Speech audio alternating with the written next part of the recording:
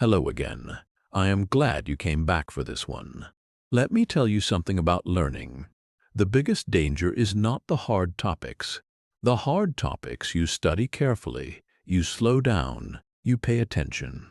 The real danger is the topic that looks easy, the one you rush through because you think you already know it. That is exactly what happens with the word we are studying today. People hear it every single day. They use it in normal talk without even thinking, so they assume they know it completely. But the moment it shows up in a test or in a careful sentence, the small rules around it start to break. Today is rule number 3 from our 60 important rules of grammar series. It looks small, it feels familiar, but it hides 3 exam traps that catch almost everyone the first time. By the end, this word will never confuse you again. This video have 5 steps, so let's start from the first one. Step 1. Pronoun or adjective. The both test. Today, we are talking about the word both. Just like each from our last lesson, both can do 2 different jobs in a sentence. Sometimes it acts like a pronoun. Sometimes it acts like an adjective. The job changes based on what comes right after it. Look at this sentence. Both were present. Here, both is standing completely alone. There is no noun glued to it. So here, both is acting like a pronoun. It is the subject of the sentence all by itself.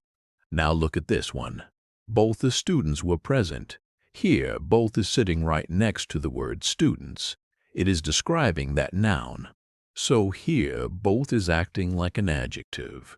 This is the simple test you must run every time. Ask yourself, is there a noun standing right beside the word both? If yes, it is an adjective. If both is standing alone, it is a pronoun. Hold on to this test. It becomes very important in the next step. Step 2. The plural twist. Here is where Rule 3 breaks the pattern you just learned in the last 2 lessons. In Rule 1, you learned that everybody, nobody, and somebody are always singular. In Rule 2, you learned that each and every are always singular too. So your brain is probably trained by now to expect singular verbs everywhere. Break that habit right now. Both is different. Both is a plural pronoun. This means when both acts like a pronoun, standing alone, it always takes a plural verb. Both were present, not was. Were. Read it again slowly. Both were present at the meeting. This sentence is correct exactly because both behaves like a plural subject. This single fact catches so many learners off guard. They learn the singular rule so well in earlier lessons that they apply it everywhere, even where it does not belong. From today, remember this clearly. Both stands apart from the rest of the family. It is plural, and it stays plural. Step 3. Only for 2, never 3. Here is a rule that stays simple and never changes. Both only works for exactly 2 people or exactly 2 things. Never 3, never more. If you're talking about 2 friends, 2 countries, 2 answers, both fits perfectly. The moment a third person or a third thing enters the sentence, both no longer applies. Both my sisters love painting. This works because there are exactly 2 sisters. If a third sister suddenly joined that sentence, you could not use both anymore. You would need a different word entirely, like all.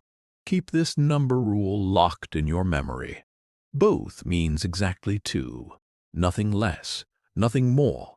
Step 4. The and rule. Now here comes one of the most common traps in this entire rule. The conjunction trap. Both always needs a partner word to connect its 2 parts. That partner word is and. Always and. Nothing else. Listen to this wrong sentence. Both the students as well as the teacher attended the meeting. This sounds smooth. It even sounds a little formal. But it is wrong. Listen to this one too. Both the students along with the teacher attended the meeting. Also wrong for the exact same reason. Why are these wrong? Because both can never pair with phrases like as well as or along with. It has one partner and only one. And the correct sentence is this: both the students and the teacher attended the meeting. Train your ear for this. The moment you hear the word both anywhere in a sentence, your mind should immediately start searching for its matching, and if you find as well as or along with instead, you have found the mistake.